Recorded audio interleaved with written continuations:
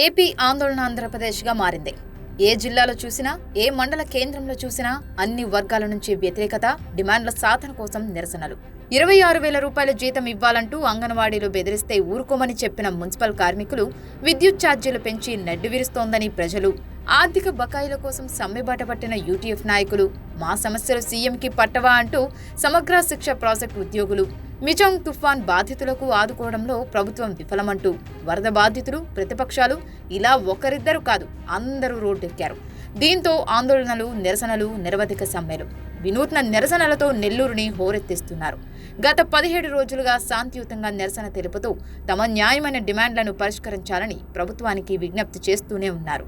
అయినా ముఖ్యమంత్రి జగన్మోహన్ రెడ్డికి కనీసం ఇంత కూడా చలనం లేదు. మంత్రి, ఎమ్మెల్యే ఇళ్ల ఎదుట బైఠాయించి నిరసన చేపడుతున్నా స్పందించడం లేదు.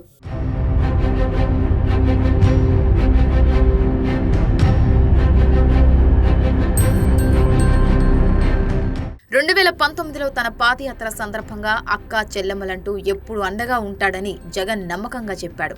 వైసీపీ అధికారంలోకి రాగానే మీ బాధలన్నీ తీర్చేస్తానని కమ్మని తీయని మాటలు చెప్పి జగన్ అధికారంలోకి వచ్చేశాడు.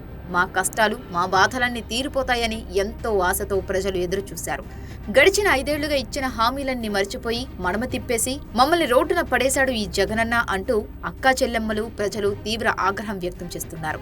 జగన్ ప్రభుత్వం వెంటనే స్పందించి తమ న్యాయమైన డిమాండ్లను పరిష్కరించాలని డిమాండ్ చేస్తున్నారు. లేని పక్షంలో సీఎం జగన్ ని గద్దెదించడమే మా లక్ష్యంగా పనిచేస్తామని హెచ్చరిస్తున్నారు.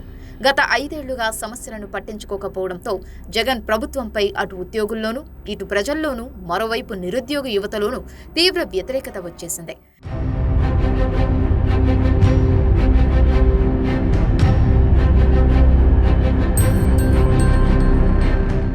గత 17 రోజులుగా శాంతియుతంగా రోడ్డెక్కి అంగన్వాడీలు నిరసన తెలియజేస్తున్నారు. గత 3 వారాలుగా అంగన్వాడీలు సమ్మె చేస్తున్నా కనీసం మంత్రి కానీ, ఎమ్మెల్యే కానీ పట్టించుకున్న పాపాన పోలేదని అంగన్వాడీలు ఆవేదన వ్యక్తం చేస్తున్నారు.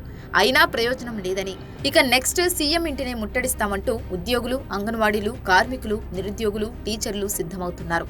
గత తెలుగుదేశం ప్రభుత్వంలో ఇలాంటి పరిస్థితులు లేవని ప్రజలు, ఉద్యోగులు చర్చించుకుంటున్నారు.